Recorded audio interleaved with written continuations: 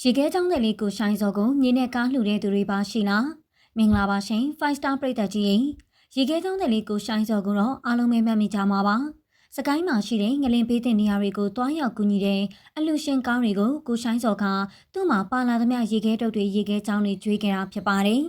တနေ့လုံးမှတနေ့စားရတဲ့ကိုရှိုင်းစော်အတွက်နောက်နေ့အရင်နေ့လုံးရမယ့်ပတ်စံကိုမယူဘဲနဲ့အလကားကျွေးခဲ့တာမို့ပရိဟိတစိတ်သက်ရှိသူဆိုပြီးဆိုရှယ်မီဒီယာမှာနာမည်ကြီးသွားခဲ့ပါတယ်ကိုရှိုင်းစော်ဟာငငယ်ကလေးကမိဘတွေဆွန့်ပစ်တာခံခဲ့ရပြီးအိမ်နီးနားချင်းတွေကစောင့်ရှောက်ခင်ရတာပါကလေးဘဝကလေးကရုန်းကန်ခဲ့ရတဲ့ကိုရှိုင်းစော်ဟာအသက်20လောက်ထဲကဆိုင်ကယ်စုပ်လေးနဲ့စကိုင်းကကြောက်တာရွာမှာရေခဲချောင်းပတ်ရောင်းခဲ့ရပါတယ်သူ့ဘဝအကြောင်းကိုလူတွေသိသွားပြီးတော့လူစင်းရဲပေမဲ့စိတ်ဓာတ်မစင်းရဲတဲ့သူကိုချစ်ခင်လေးစားပြီးကူညီမဲ့သူတွေပေါ်များလာတာပါ